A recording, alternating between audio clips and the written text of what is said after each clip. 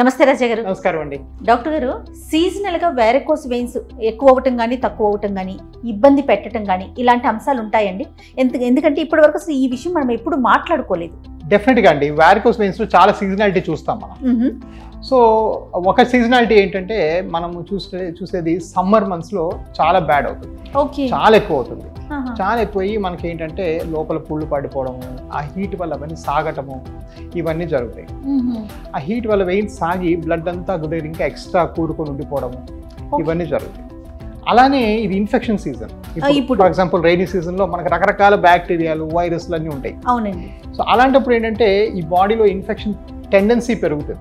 అలాగా కొన్నిసార్లు కాళ్ళలో అధికమైన ఇన్ఫెక్షన్స్, ఇప్పుడు మేము ఫర్ ఎగ్జాంపుల్ ఇవాళ నేను ఆల్మోస్ట్ 11 ఇన్ఫెక్షన్ చూసాను. సివియర్ సెల్యులైటిస్, కాళ్ళల్లో వచ్చే ఇన్ఫెక్షన్ ని మనం సెల్యులైటిస్ అని సంబోధిస్తాం. వీటి కౌంట్ కూడా చాలా పెరిగిపోతుంది, గణనీయంగా పెరుగుతుంది రైనీ సీజన్లో. అలానే కొంచెం వింటర్ వచ్చేటప్పటికి కాస్త టెంపరేచర్ సర్దుకొని కొంచెం శీతలంగా ఉండటం వల్ల ఆ వెయిన్స్ అంత సాగవు. సో వింటర్ లో కొంత ఇంప్రూవ్మెంట్ కూడా చూస్తాం. టు బి ఫేర్, ఇక్కడ మన ఒక రాంగ్ కాన్సెప్ట్ ఏంటంటే ఈ వింటర్ లో తగ్గిపోతే ఇది అయిపోయిందిలే, ఏదో ఒక మంత్ బాధ పెట్టింది, అవి మట్టికి ఏవో తగ్గిపోతాయి అనుకోవడం చాలా పొరపాటు. కానీ వింటర్ లో పెయిన్స్ కూడా ఎక్కువ ఉంటాయి కదండి. ఇప్పుడు మనకి ఏదైనా నొప్పి తగిలితే కొంచెం పెయిన్ ఎక్కువగా ఉంది అని అనుకుంటాం. ఓవరాల్ గా పెయిన్స్ ఎక్కువ అవుతాయి. బట్ ఈ అక్యూట్ ఇన్ఫెక్షన్ అంటే బాగా వాచిపోవటం, సెల్యులైటిస్, ఎర్రగా అవటం, కాలు ఉబ్బిపోవటం, ఇలాంటివి అంత గమనించాం వింటర్ లో. అందువల్ల చాలా మంది ఏమనుకుంటారంటే యాక్చువల్గా సమ్మర్ లో చూపించుకొని మేము ఏదో వింటర్ సమ్మర్ లో చేయించుకుంటాం ఆపరేషన్. కొంతమంది ఏముందిలే అంతేం పెరగలేదు, if anything I'm feeling better అని కూడా ఆపేసిన సందర్భాలు చాలా చూసాం.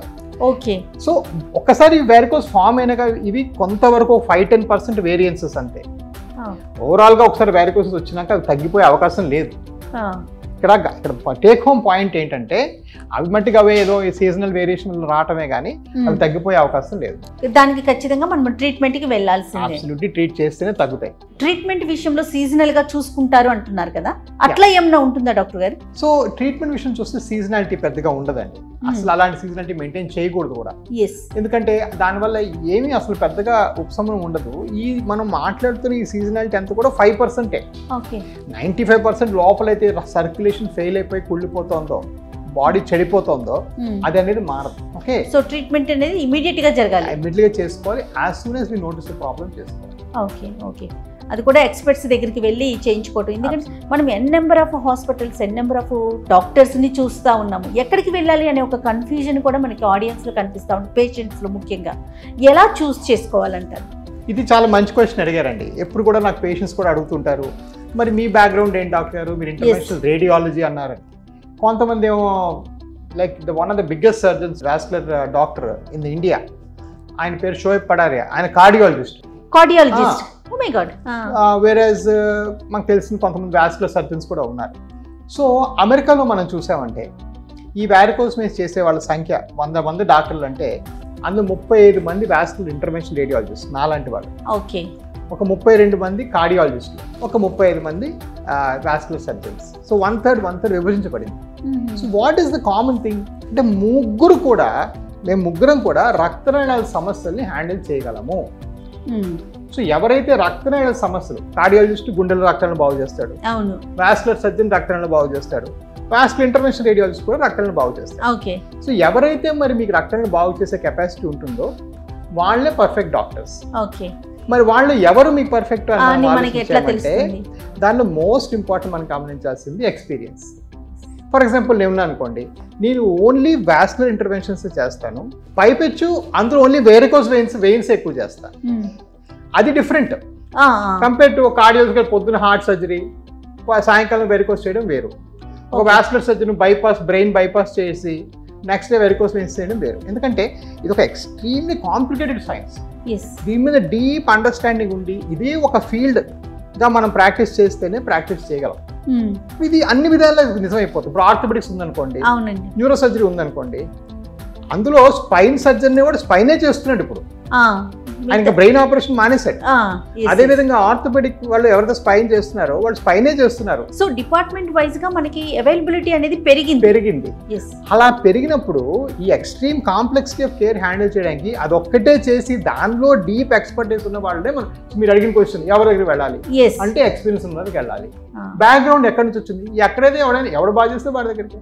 బ్యాక్గ్రౌండ్ లో ప్రాబ్లం లేదు.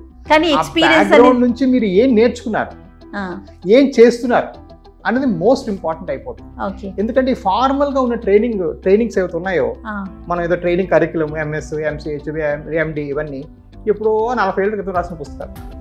సో దానిలో సరిపోయినంత అడిక్వేట్ చేంజెస్ అవ్వలేదు మన ప్రాక్టీస్ కి సరిపోయినవి. ఫర్ ఎగ్జాంపుల్, నేను ఇండియా వచ్చేదాకా 2014 దాకా ఈ స్కానింగ్ చేసుకుంటూ వెరికోస్ చేయడం అనేది ఎవరికీ తెలియదు. ప్రతి వాళ్ళు ఎక్స్ అని మార్క్ చేసి ఎవరికో దగ్గరకు పంపించి స్కానింగ్ కి వాళ్ళు చేసిన గుర్తులు పెట్టుకుని ఆపరేషన్ చేసేవారు. అవునవును.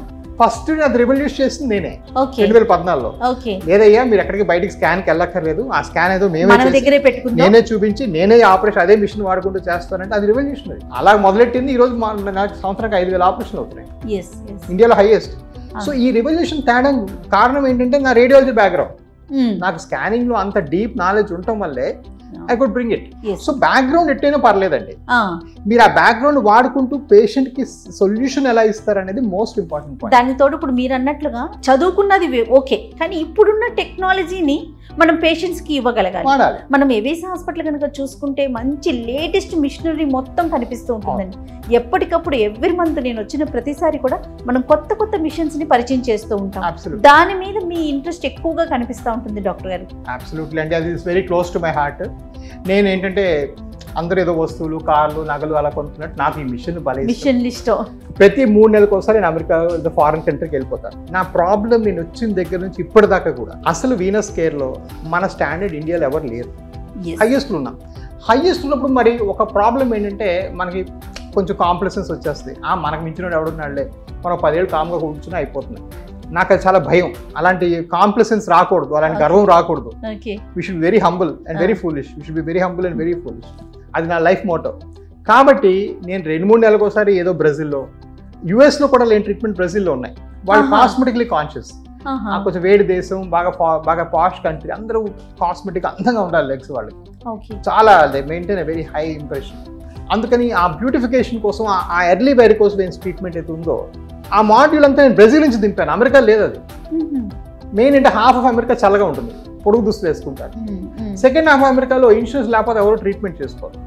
ఈ కాస్మెటిక్ ట్రీట్మెంట్ ఇన్సూరెన్స్ కవర్ చేయరు. కాబట్టి నేను ఇన్సూరెన్స్ లేని కంట్రీ ఏదో బ్రెజిల్ ఎత్తుకుని అక్కడికి వెళ్ళి 2 వారాలు ఉండి వచ్చాను. వాళ్ళ దగ్గర ప్రతి మిషన్ రాత్రి ఇంపోర్ట్ చేశాను. అసలు ఇంపోర్ట్ ఎంత కష్టమైందో, 2.5 నెలలు పట్టింది ఒక మిషన్ తేడా. బొంబాయిలో స్టక్. వాళ్ళకి తెలియదు ఇది మిషన్ ఇండియాలో ఎందుకు వస్తుందంటే ఈ పర్పస్ అంటే ఈ పర్పస్ లేదే మా బుక్ లో అంటాడు. మళ్ళీ సెంట్రల్ గవర్నమెంట్ పర్మిషన్ తెచ్చుకొని మీరు తెప్పించాం. సో ఈ మిషన్స్ కొనటం ఇదంతా ఏంటంటే it's an outcome of what is best in the world. So ఈ రోజు నేను రాసి ఇవ్వగలను as of this month, as of July 27th మీకు అమెరికాలో కానీ, న్యూయార్క్లో కానీ, బ్రెజిల్లో కానీ మీకు జబ్బుకున్న ఏ ట్రీట్మెంట్ ఆఫర్ చేస్తారో అది నేను నిక్కచ్చిగా 100th రేట్కి ఎవిస్లో ఆఫర్ చేయగలను. సూపర్ అండి. I can give it in writing. So అది నా ప్యాషన్. దానికోసం నాకు ఎంత ఖర్చున్నా పర్లేదు. I run after so many things. మీరు ఇండియన్ అవ్వటం, ముఖ్యంగా మన తెలుగువారు అవ్వటం చాలా సంతోషంగా అనిపిస్తూ ఉంటుందండి. ఎందుకంటే ఏవేస్కి వచ్చిన ప్రతిసారి నేను ఎవరితో మాట్లాడిన ఇదే చెప్తాను, కొత్త మిషనరీస్. అదొక ప్యాషన్. ఎందుకంటే పబ్లిక్ ఎవరైతే పేషెంట్స్ ఉంటారో వాళ్ళకి చాలా తేలిగ్గా, సులువుగా, కష్టం లేకుండా సర్జరీ చేయాలి, వాళ్ళంతా హెల్దీగా ఉండాలి. ఈ మోటోతో ముందుకెళ్తున్నారు. సూపర్ అండి. థ్యాంక్ యూ సో మచ్ రాజా గారు. నమస్తే.